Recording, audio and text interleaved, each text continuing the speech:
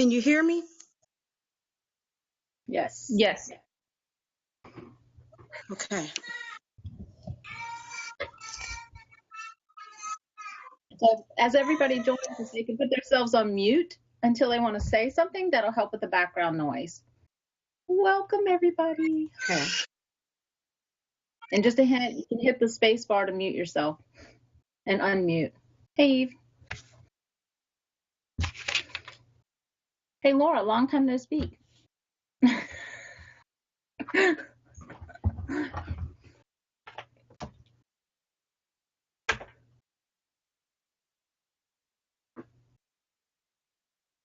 See what everybody's getting in. We're going to give everybody plenty of time to get in. Is Asia here yet? I don't see her yet. We welcome as many of you as possible to be on video. We love seeing your beautiful, amazing faces. Hello, Dr. Spade. Thank you for joining us. Wonderful. Did I say Jacera? There's a Jacera. Hi, Ashley. Hey, Ruth. Lakeisha. Welcome. So glad to see your smiling faces.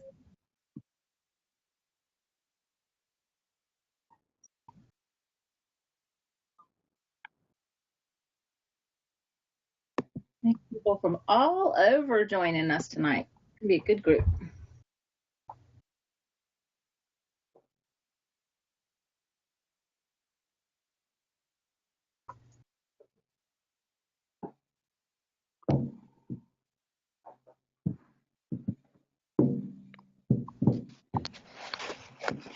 We even have some DC students joining us, I see. Welcome, guys. So good to see you. Hey, Mallory. Hey. Kayla. Hello. Welcome, Sonita. Sarah, welcome. We're so glad you guys are joining us.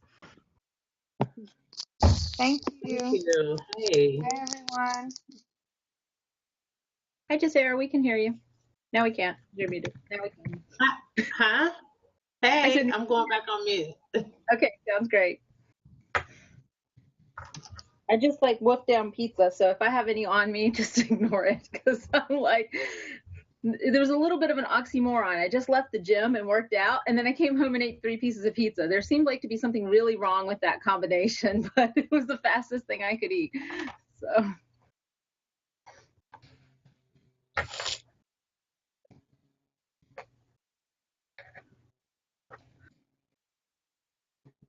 Welcome, welcome.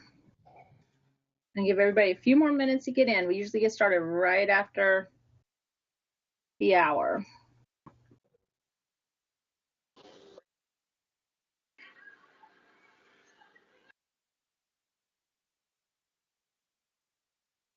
Mallory, I think you're up next to graduate, aren't you? Aren't you the next in line?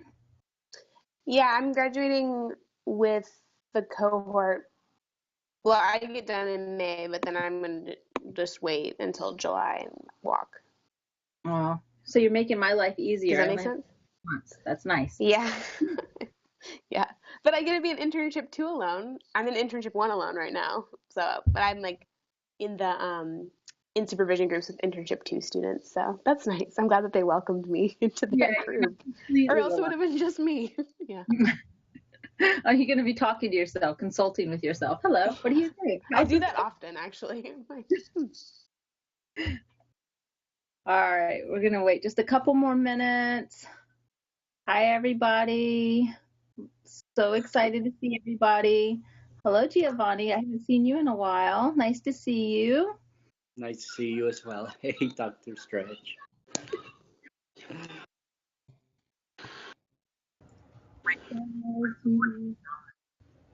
Ivy. Oh, it's Dr. Soli. I'm not on video. I'll come on for just a minute. Okay. Hey, Dr. Soli. Hey, I just left the gym, so, you know. Hey. Hi, everyone. Oh, it's been a long day.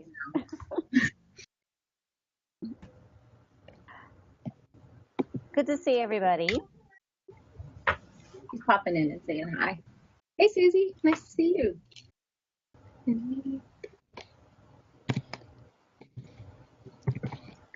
All right.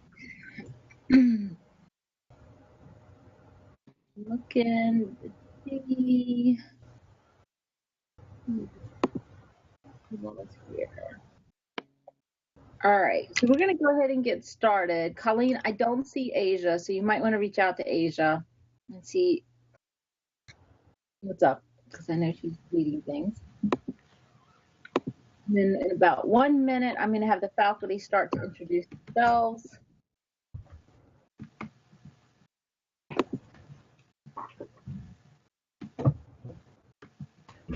Oh, there you are. Yes, Dr. Rush Wilson. Wonderful. Here. Hi, how are you? Hi. We're going to get started in just a minute, and I'll introduce you, and the other faculty will have a chance to introduce themselves as well. Is Arbor with you? Yeah, she is. Just got in the car. We're going to sit here for a while. Because as everybody knows, we have a no driving blue jeans rule, right? Everybody knows that rule. It terrifies us when we see people driving and being on video. That's just a bad thing. Hello, Dr. Hello. Hi. Okay. All right. Hey, Dr. E, Donna, nice to see you guys. All right. We're going to go ahead and get the faculty to see themselves. And since Dr. Hudson just popped up on the computer, I will get her to introduce herself first.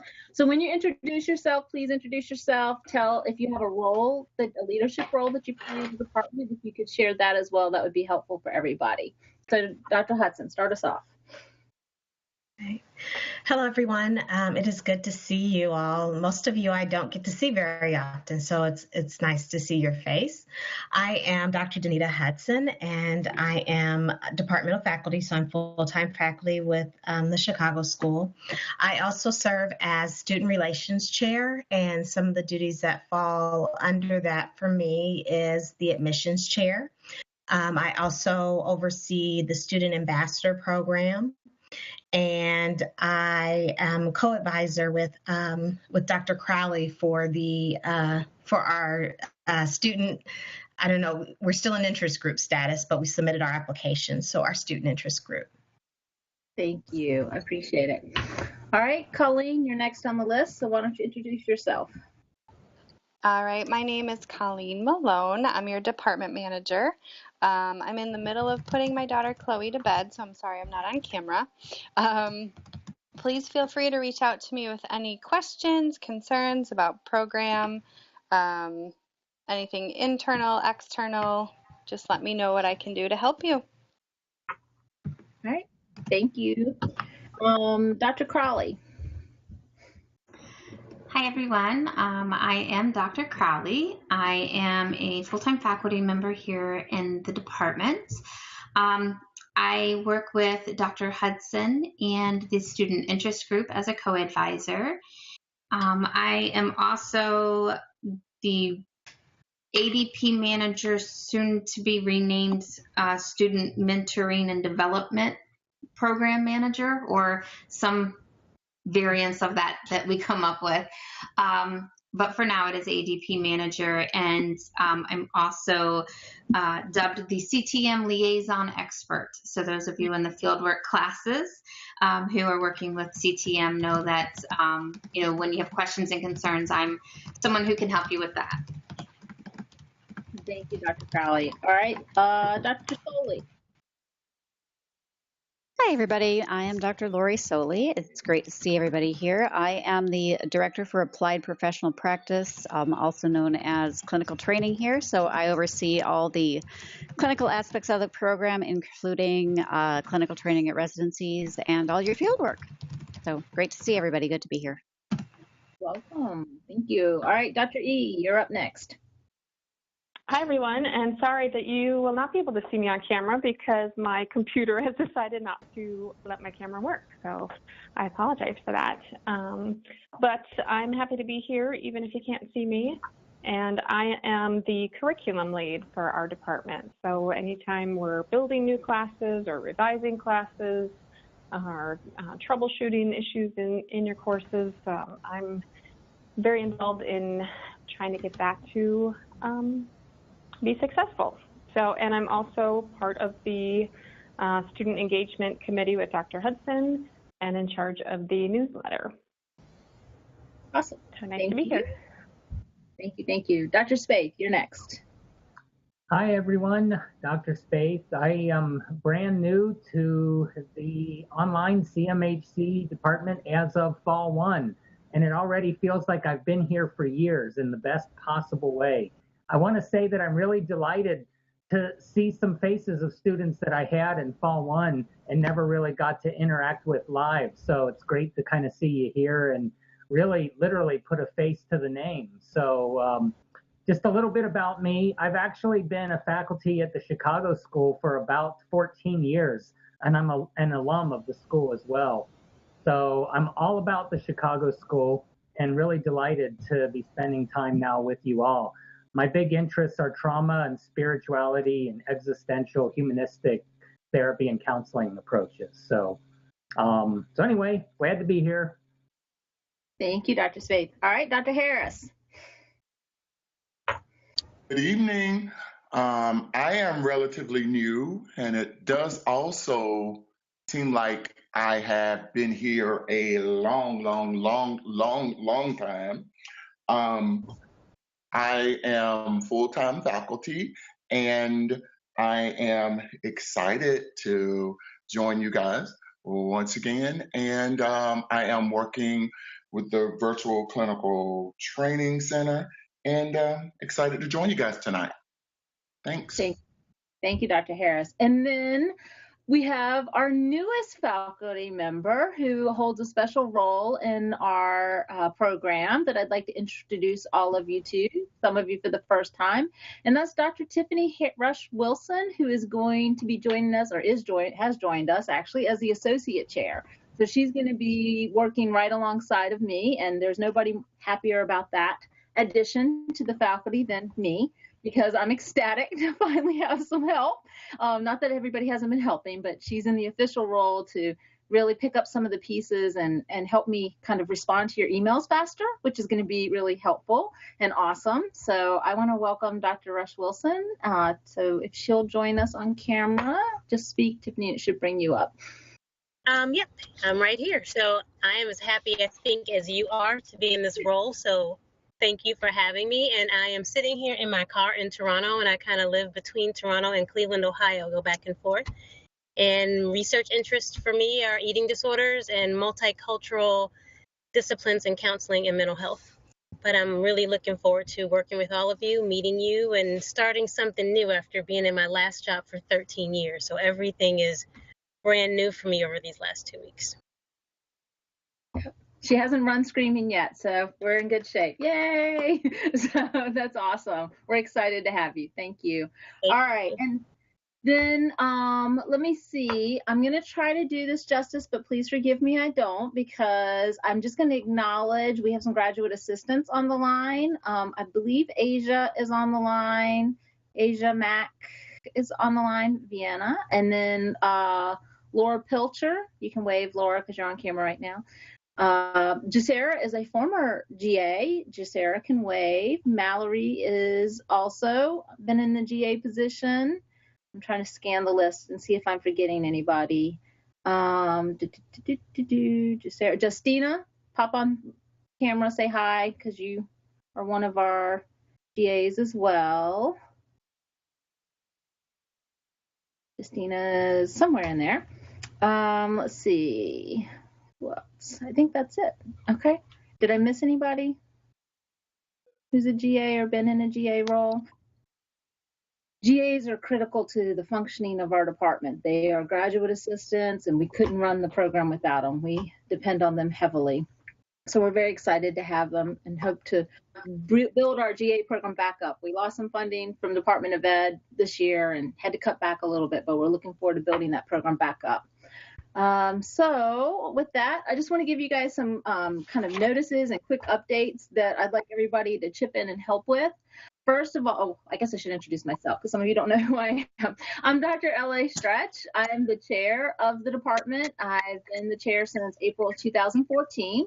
And I've been excited to be with the program almost as long as Dr. E, who actually has been here longer than I have, but excited to be on the program. This is by far the best job I've ever had, and I love working with all of you. I just had an amazing opportunity to chair in commencement with Jacera, Benicia, and Jacera, help me. My head just went out.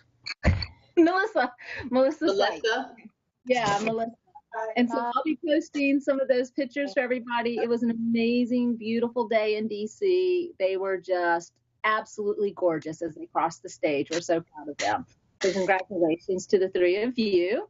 And then I'd like to really ask everybody to go into your student profiles. And if you haven't already, add a professional picture of yourself. It doesn't have to be one that you have professionally taken, but it could be one that's a decent headshot that somebody takes of you. We ask that they not include other people or pets. What we'd like for them to be is really something that maybe a future employer might want to see.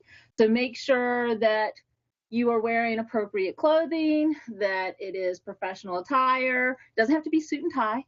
It can be casual, but it could be, professional casual, and make sure it's presentable and it's something you'd want a future employer to see. So we really are asking everybody to chip in and update those profiles. The other thing that we ask that we're really attentive to in this program is to make sure that you enter in your pronouns, because we can't assume just because somebody looks a certain gender that that's the gender that they prefer. And so it's really helpful to your faculty and the staff if you could please enter your gender preferences so that we can refer to you and talk with you appropriately and be respectful of what it is and how you identify. So please update those for us. It's really quite helpful. The other thing is with BlueJeans. I want to stress that BlueJeans works a lot better when you're not on wireless, okay? So if you can hardwire your computer in to the server, even if you just get a landline that you use when you're trying to use BlueJeans that connects to your modem and to your computer, that's really helpful. If you don't have a LAN adapter, an Ethernet adapter, or an Ethernet port on your laptop, you can get an adapter. They're very affordable so that you can make that connection to your modem. The other tool that you can use is called a power line adapter. And I'm going to repost some information in the advising forum for those of you that might be interested in those. I use power line adapters in my house, and I love them. They're awesome. They're these little boxes. You plug one in behind your modem, you connect it to the modem, and then you can plug the second one anywhere in your house into an outlet, and you plug your computer into that box, and it's as if you're hardwired. It tricks the system into thinking it's hardwired. It's using the electrical system of your house as if it was hardwired in. I have 6 in my house. I have one on my TV. I have one on the kids' Xbox. I became Mom of the Year when I did that one. I have one on my laptop. I have one on my desktop. It's one of the best things I've ever invested in, and they're very affordable. You can get them at Amazon, Best Buy, Walmart, Target, everywhere. I wish I could get 5 cents for every one I sold. So power line adapters, I'll be posting some information about that in the advising forum because it will really significantly improve your experience when you're doing these class meetings, town halls, and especially for those of you that are going to be going into field work. I really want to stress the importance of having those because when you're trying to share videos, it's really important that we have a strong connection and not be using wireless. So just a little tip about that. And then last but not least, I just want to remind everybody that no matter what class you're in, no matter what experience you're having that's involved with the program, whether it be residency, whether it be a student organization meeting, whether it's a group meeting outside of class, all of those are considered part of the school. And as long as you're engaged in a school activity, if you're making contact with fieldwork sites, whatever it is, we're expecting professional behavior, and you're being measured and you're being evaluated continuously on the professional dispositions that we expect. So make sure it was covered in your first course, but make sure you're looking at that DISCA, especially part 1, timely responses, which means we need you to be checking your school email. You need to give us a response back. If your faculty advisor asks for a meeting, you need to get back to them within just a couple of days and say, hey, you know, I can't this week, I'm drowning, can we do it next week, or can I do it in 2 weeks, whatever. But you need to touch base with them. You need to make some responses. If Yvonne Diaz, who's our student advisor, reach out to you, it's really important that you get in touch with them. And this hasn't happened in the last year, but I have had it happen in the past where somebody did not respond to Yvonne and they actually got disenrolled for a year from the school because they didn't return paperwork fast enough. So you have to understand that this can have significant impact on your school. And then most importantly, you know, when you respond and correspond with your peers and with the faculty in a professional manner, then I'm much better able to write letters of recommendation for you. Just in the last week, I've written 3 letters of recommendation for licensure. And I was able to really speak to these individuals because I've had contact with them, I've engaged with them, I've, you know, communicated with them, and I really appreciated their professionalism that they've demonstrated throughout their program. So make sure that you're following those professional dispositions and really engaging with us in the way that you want us to write about you when you finish the program. Because if you don't want us to tell them the truth, that probably means that you need to change your behaviors. So really think about how it is that you want us to write about you when you finish the program. Okay? That makes sense to everybody? Awesome. Okay. So, Colleen, I think Asia was on, right? Yes. Oh, there you go, Asia. All right. So Asia is leading the show for the rest of this process. So I'm going to let Asia take over unless anybody has any specific questions for me right now. Anybody?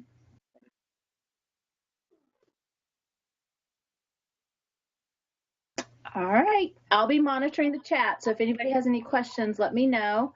So Asia, I'm going to let you take over and introduce your group. Okay. So hi. I am part of the spring 2016 cohort, and I'm also a graduate assistant, which has been a great experience so far. So today we're actually going to do sort of a panel for talking about fieldwork and just giving you all some more information about the actual fieldwork experiences and also the process. And I'm looking for, I think I see Laura. Is Curran here? I made it. I'm here. Okay, great, Curran. Is Giselle here? Giselle? No, okay. Is there anyone else that's currently in fieldwork right now that's here? Just Sarah, Mallory, Okay. Maria, Michelle. Great. So, if you are in fieldwork, if you could make sure that your video is on, that would be really helpful. So I can see everybody because there are some different questions that I'm going to ask. And then if you're not in fieldwork, if you could just turn your video off, and then we're going to do a Q&A, and then you can turn it back on then. But this way I can see all the panelists and I don't miss anyone. Yeah, Shishay is in there as well. So as long as you're in field work, feel free to stay on video. Yes, please. Because the goal of this is to get information from various experiences, since we live across the country and even in different countries for some of us. So that way, the more personal stories we can get, the better understanding we can have and an idea of what it could be like for you. Okay, great. I can see everybody. Awesome. Okay. So I'm going to just start off by asking you all to go one by one and just tell me your name, what state you live in, how you would classify your area. So whether you live in a city, is it an urban area, do you live in a rural area, and then where you are in the field work process. So let's start with Curran, just because you're in the top corner of my screen. Hi, everyone. My name's Curran Otis. I live in the greater Seattle area. I would definitely classify this as a metropolitan area. let's see, what else? I'm in my third year now. Yeah. So are you doing practicum right now, or are you in internship 1 or internship 2? Yeah, and I'm currently in my practicum. Yep. Okay, great. Thank you, Karen. All right, and how about you, Mallory?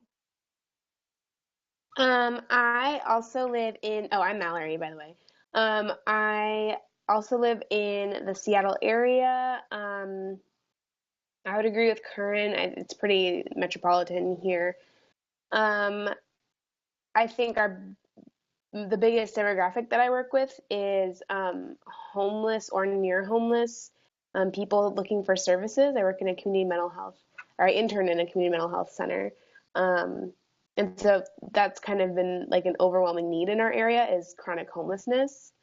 And I am in internship 1, and this is my third year, and I think that's it. Yeah. Was there anything else I was supposed to say? No, that's it. And Asia, some people are having a little trouble hearing you, so I don't know if you need to hold your mic a little closer or. My mic's right here. Can you hear me now? That's a little better, yeah. A little better. Okay. So Michelle, how about you? You're next on the screen. Hi, I'm Michelle Wright. I am the same as Corinne. I am in practicum and I am in Houston. So, it's Houston. It's Houston. It's big and loud and boisterous and, it's Texas. So that's how it is. Great, great. Thanks, Michelle. Okay. And just Sarah, you're next on the screen. Okay, hi everyone. I am in northeast of Atlanta. My internship is in the heart of Atlanta, so it's metropolitan, working with adults 18 plus. It's a residential facility as well as a IOP, and we provide day services as well. I am in internship 2. Great, thank you. Final leg. Yes. All right. So Ruth, you're next on my screen. Are you in internship? Hi guys, I'm from Central New Jersey. I'm on I'm gonna say my 4th term. Loving it, moving to PA pretty soon this week, and that's it.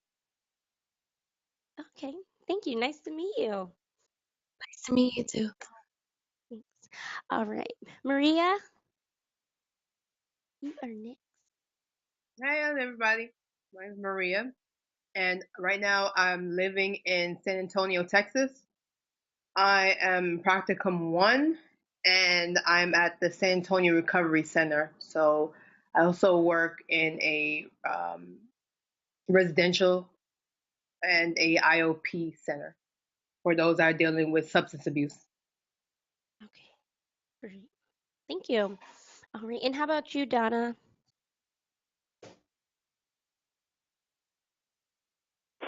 Hi, everybody. I'm Donna. I live in Georgia. I live in a small lake community in North Georgia on the South Carolina state line, and I'm in practicum right now. I see you nodding your sir. You probably know exactly where I'm talking about. Was that everything, or was there anything else I needed to add? No, I think you got it. Where's Donna doing her practicum though? That's kind of unique. So. Okay. Yeah, sure. It's the VCTC, and that is the Virtual Counseling Training Center, which is actually part of a program being rolled out here through the Chicago School, working directly with centers and telebehavioral health, as well as some internal programs with the school itself and classes and group facilitation. Awesome. Thank you, yes, Donna. It really is. It's quite a program. Great. I think I saw Brittany. Did I see Brittany? Hi. Hi. Or do you mean Brittany Butts? No, I saw you. No, I saw Okay, you.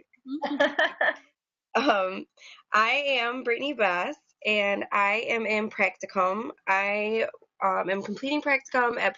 I live in Michigan. Yay, glove. So right now we're back and forth between freezing and 60 and rain and snow and sun, and you never know with Michigan. But I am completing practicum at Professional Outreach Counseling Services, and I predominantly work with children, and with the trends that I've noticed lately, I actually have predominantly female clients too. So am I forgetting anything? How would you classify your area?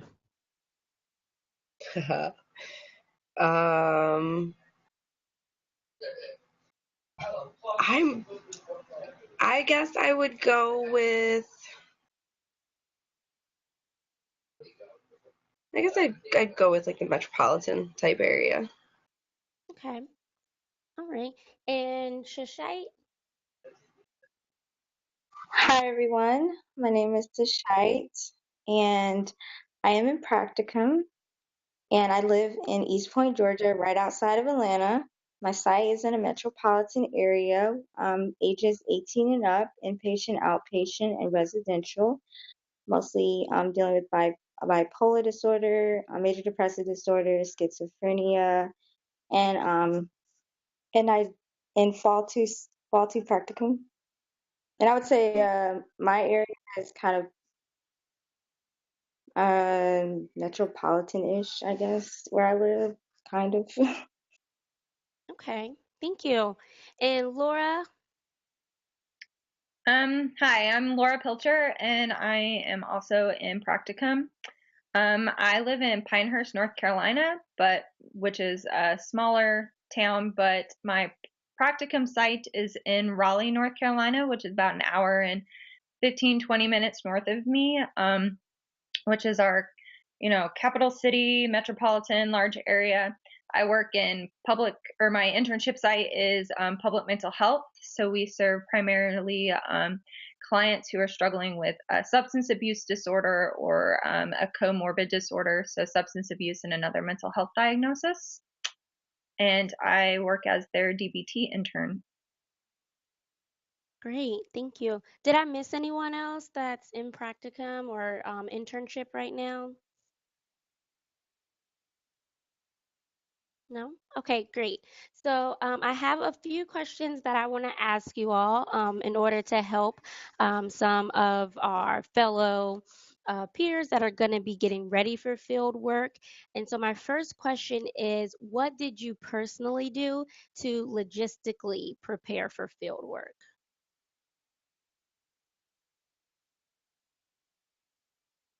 Ooh, hard question. Who wants to go first? I guess I'll go and we can go back around. Is that good, Aisha? Okay. Yeah, I'll try that. So I started planning logistically probably a year in advance. So I knew that I was not going to be able to personally juggle working full time. Beforehand, I was working as a nanny, so I was working 45 to 50 hours a week. And I just knew that was not realistic for me to keep doing that. So I had some conversations. Basically, I reached out to financial aid and kind of found out how I was going to be able to financially afford to not be able to work full time and to still pay for classes and to be able to double up.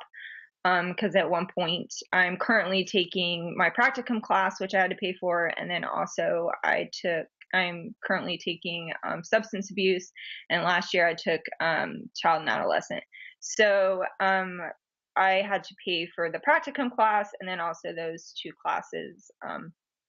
So that was extra money that I wasn't paying beforehand. So I had a conversation with financial aid and spoke to them about, taking out a Graduate Plus loan. I took a job as a GA, which gave me a little extra money. And then I just kind of take babysitting jobs here and there to kind of give me extra money. But so logistically, it was all about, setting myself up to be able to support myself, but also not have that extra stress of trying to work full time to be able to manage my course load and the time that I would need to be at my site, along with the drive time, because I travel, about 3 hours round trip. So that takes a lot of time out of my day as well.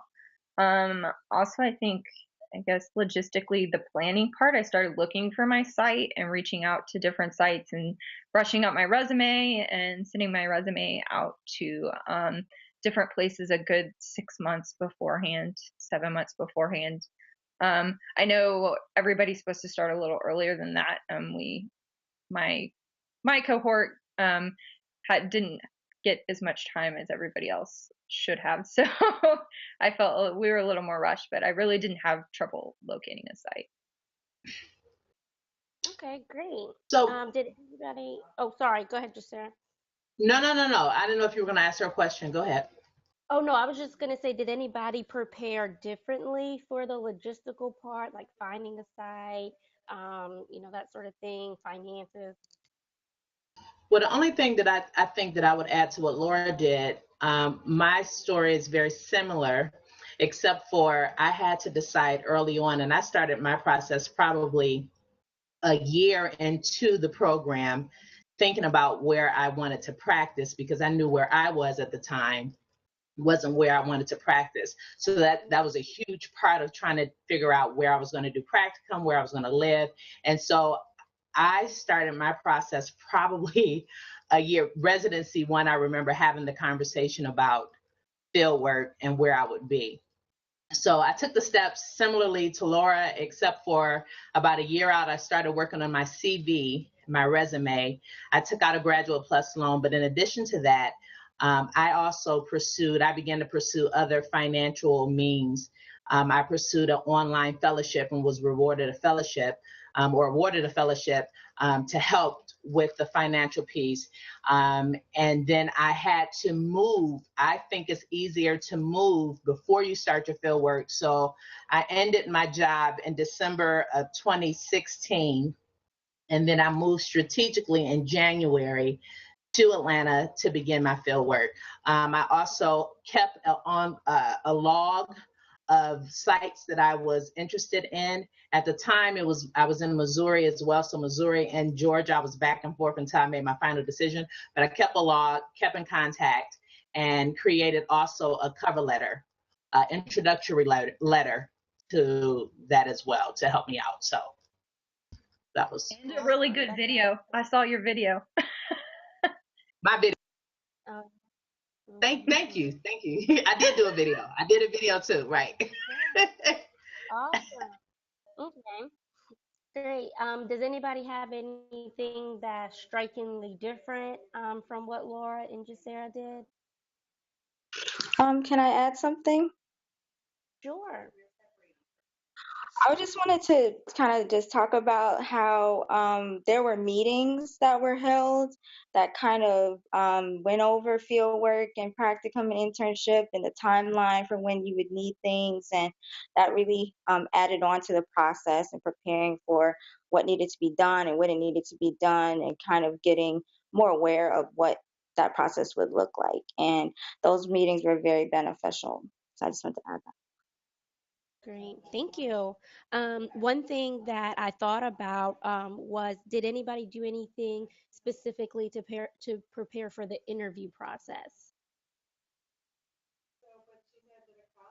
So with my internship site, I don't know, mine was really odd because I was looking into, I really wanted to do something with children for trauma and stuff like that, since most of you know that is where my heart kind of goes anyway. So I got oddly lucky because I basically emailed the one site just to kind of inquire if they even had master level students. And within a week, I was told, come in and have a community breakfast with us. This is your interview. Oh, yes, we'd love to have you. So mine was like really oddly just strange and easy because it was literally like boom, boom, boom, boom, boom. And I had mine set up within probably like a couple of weeks, I think, with I don't know. I mean, Dr. Sully can attest to how quickly it was, like really, really quickly. I literally walked in the door and they were like, yes, we want to have you. We have to wait like a month or so just because that's our requirements. But yes, we want to have you. So it was really odd. But then I hear everybody else, and I know that mine is an unusual situation. We'll all just try to be like Michelle. Please. I think nobody wants to work with the people I want to work with. So they're like, yeah, let's grab that crazy chick here now. Awesome. Okay. So moving from the logistical piece, how did you prepare to go into field work academically? And even like for someone like Jacera, who's in internship too, was there a shift in preparation for practicum versus the internship?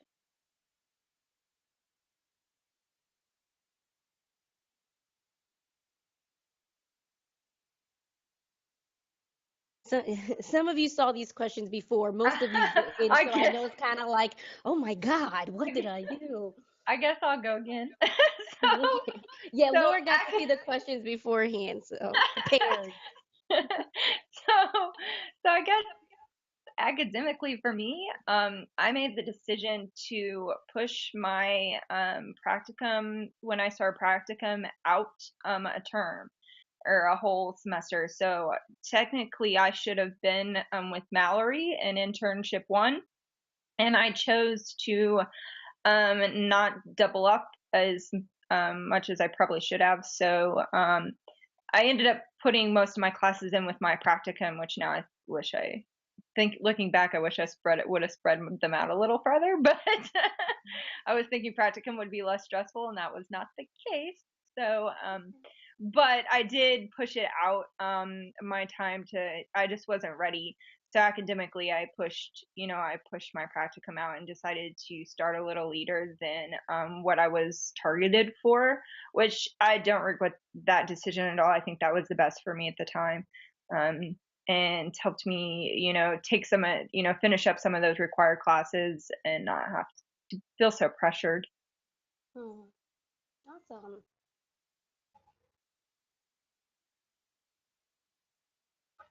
There's definitely a shift between practicum and internship. And I really don't, all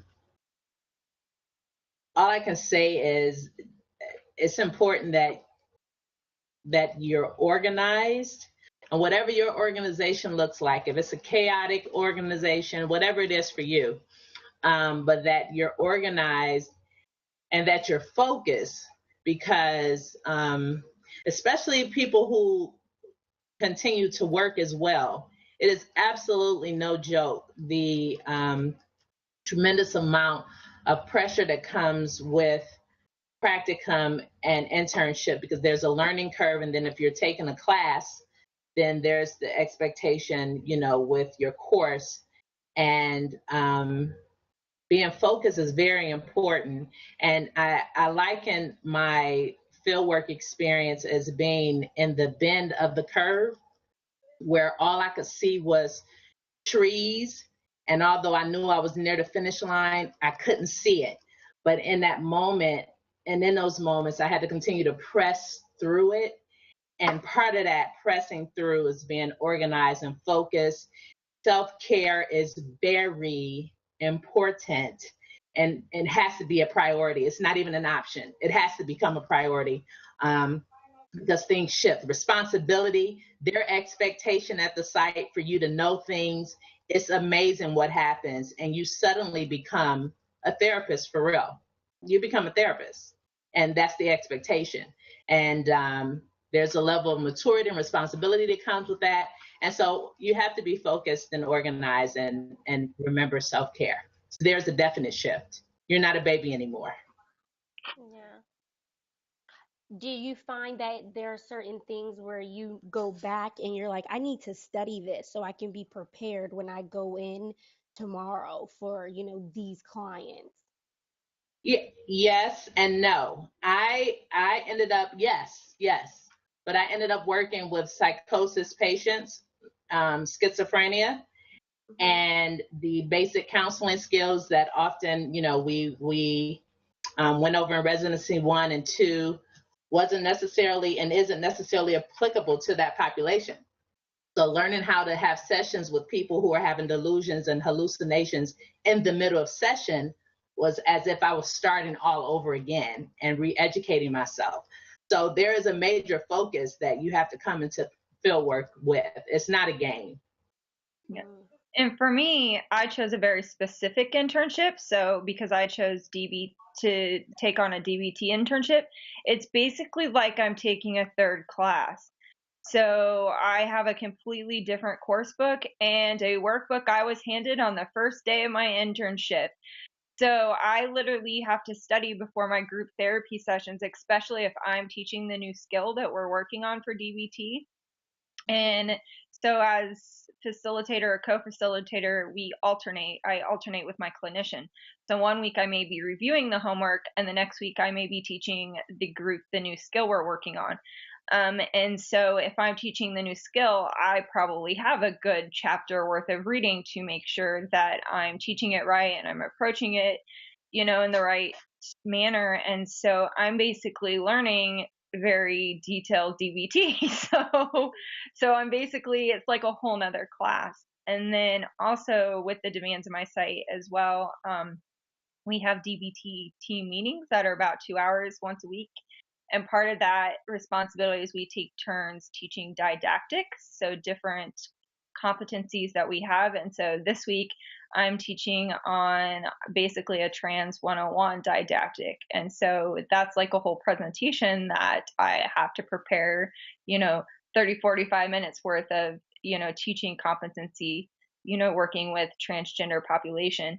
So yeah, so practicum fieldwork can be pretty demanding, and on top of the fact that practicum isn't, or field work, internship isn't just going to your site and doing the work, you also have the coursework within the classroom as well. So doing your discussion posts and assignments and keeping up with stuff in Clinical Training Manager, which is a beast in itself. So yeah, there's a lot of demands that come with it. Okay, great. So, I would just, I'm sorry. Who was that? honestly, I just wanted to add, I have kind of a similar experience to Laura. I'm just in the CBT track and a lot of studying on very prepared if you're going to be leading. Also, at the site that I'm at, we do clinical team meetings, which are basically like you're learning about new information in the field and evidence-based practices, and you're there taking notes and giving out answers, and you get called on, so you have to remember the information. And so it's kind of like a whole nother class after you've been doing the groups and sessions all day. So it really depends on your site, but some sites do clinical training for the whole team, and it's everybody learning together that time. So I'd now like that to we've share got also. that, So I would say part of the academic process is also at your fieldwork site doing treatment planning for each individual client that you see. And those caseloads vary quite a bit. Like my site, I work with children and families, and I work in the schools doing therapy sessions with students. So every session that I have with a client, I'm also having to work on making sure that I am planning what needs to go into that session based on the needs of each client. So you have the treatment planning part, you have your coursework, and you have the responsibilities that come with the fieldwork site. So time management and self-care, like Jacera said, is extremely important. Thank you, Karen. Mm-hmm.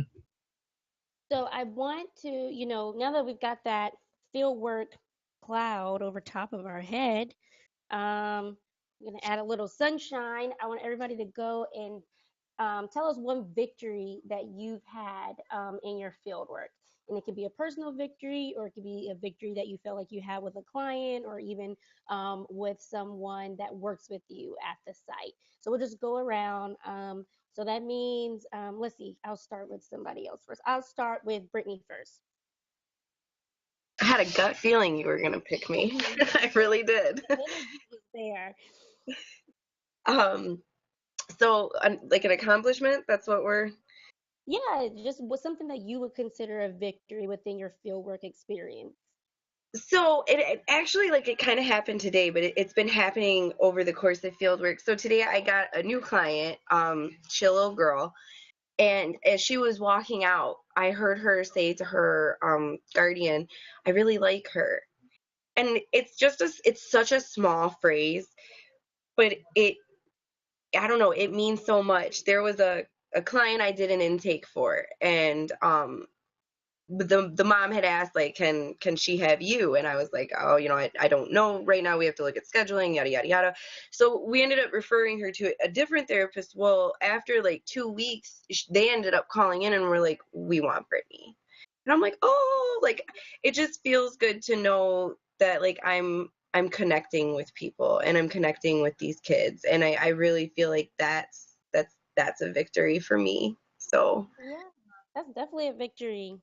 Thank you. thank you. Okay. Next is Mallory. Well, I think just for me, the accomplishment is just getting to November, because I remember in May, I started the first week of May. I remember thinking, oh my God, like, how do I get to next May? And then I thought, how do I even get to November? Like, this is going to be such a long process. And I think just Sarah said something like, it's like a marathon. Like, I feel like I'm at mile like 13 now, and I'm like, wow, I'm just so proud of myself for getting at least 13 miles into this like long journey. So I think overall that's my biggest like sense of accomplishment, is like I'm essentially like halfway-ish done, and it went so fast. I can't believe that I'm like it's already November. So I think that's my biggest accomplishment. Awesome. Thanks, Mallory. Okay, and how about you, Maria? Yeah. My biggest accomplishment is starting from, not really knowing a lot to like actually having my first client. And now she's about to leave. She's supposed to be leaving tomorrow. So she finished her 30 days, plus she did an extra 10 days, and me being her first counselor. And hearing those words of validation that I'm listening to her and I helped her get over her addiction, it was really heartwarming, and I realized that I can do it. And all I have to do is just take it step by step. And even though, for me it takes a little bit longer to grasp things, I can do it in there. So it was really good to hear those words from her. Awesome. Thanks, Maria. Okay, how about you, Donna? Mine's a little bit different, just because, like I said, I'm more. It's with the school, with the new programs that they're rolling out for practicum.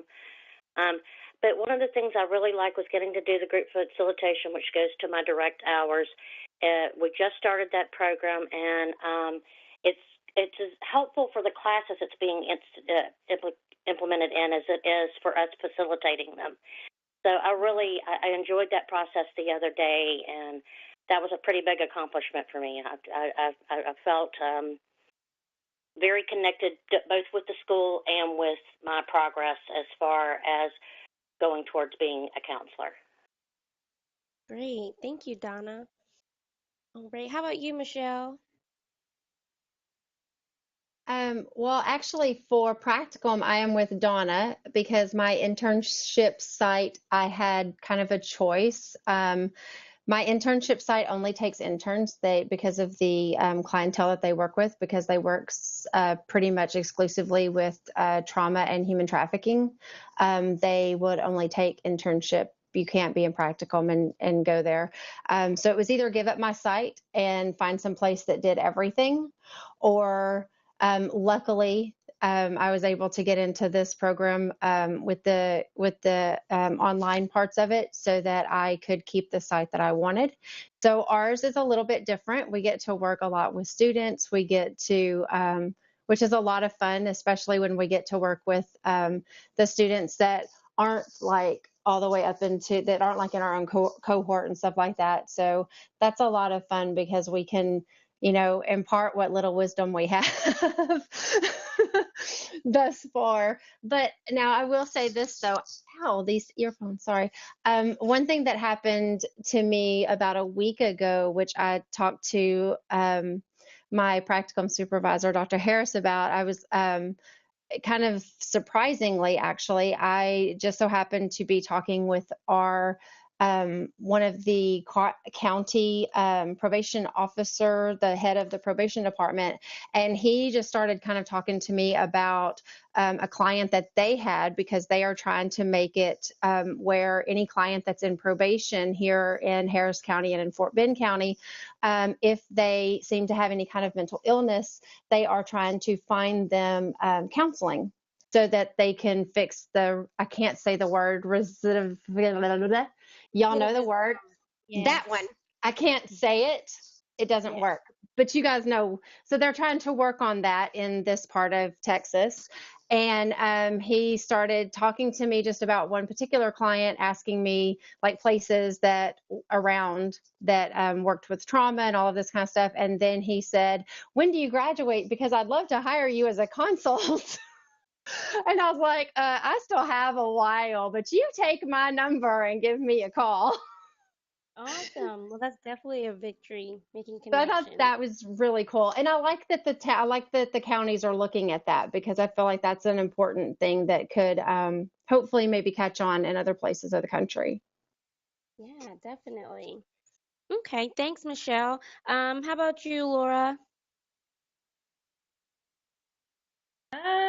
I guess for me, when I have clients who are really struggling with certain DBT skills that they just are not grasping, when either I reframe something or teach the skill in a new way where they finally get it and they're able to apply it or able to understand the skill, I think that's been a victory for me. I have one client in particular that really struggles with the skills, but he's very determined. Not last week, it was the week before, his brother had died, and so he was was about to die, and so he was really struggling. And I reframed a skill that he just couldn't grasp, that we'd been working on for a long time. And he had like an aha moment. And so that was a victory for me, that, he was finally able to grasp the skill, and I was able to, put it in a way that he understood. So that was kind of a victory for me. Great. Thanks, Laura. All right. And how about you, Jacera? I have experienced tremendous success. I have a wonderful site. I love my site. Has it been demanding? Yes, but I have had tremendous success and victory time and time again. Way too many to get on and talk about. But I will say a highlight for me is being able to. We have four different tracks, I believe it is, or five tracks at my site, and being able to grasp and teach CBT and DBT, particularly DBT, like Laura, that's not necessarily easy theoretical modality to learn. It's not real easy, but the fact that I've been able to teach it in group facilitation. The one thing I learned about myself is I love groups and I love the group dynamic. I absolutely love it, and have a natural. I guess I'm given to it, so I really appreciate and love it. And so I have a lot of success. I'm very grateful. I'm at the end, and I'm super geek now, so excited. I would like to make a note of something that Jacera might not call out for herself, but Jacera left such an impression on her site with her work and the skill level and knowledge that she was bringing in, that it opened the path for Sashay to actually join the same site. So when you're at a site, you can lay the groundwork for the next person to come in right behind you. They are coming to us with some of the originals and saying, send us more. You know, we are so impressed with their preparation. We're so impressed with their professionalism, their dispositions. We want more like that. Send us more. And that is a testament to all of you. You know, Dr. Soli is working her heart and soul out to get these sites and to line these sites up, but we couldn't do it without you, without the presentation that you have from internship all the way through your experience. So I just want to acknowledge Jashera and that contribution that she made to the future generation. So I just want to call her out. Asia, we are going to have to close out because we're close to time, but we have some other questions that came up in the chat. So I'm going to send those to Asia. And Asia, if you'll send those out to the group and see if you can get some answers, and then we can post them in the advising forum, that would be really helpful. Okay. Sure. So if anybody else thinks of any other questions, you can send them to me or you can send them to Asia. And Asia, your name's still Asia Mack and on your email, right? Yes. Yeah. Okay. Yeah. So Asia Matt. All right. So either one of us would be happy to answer those if you want to send those to us in the next couple of days. And yes, I just want to say I always leave these town halls just amazed. Y'all blow me away every single time. Thank you all who spoke up and shared their experiences. We couldn't do it without you. You're doing an amazing job. Keep up the work. You make our job so easy. Have a good night, everybody. Thank you. Thanks. Bye.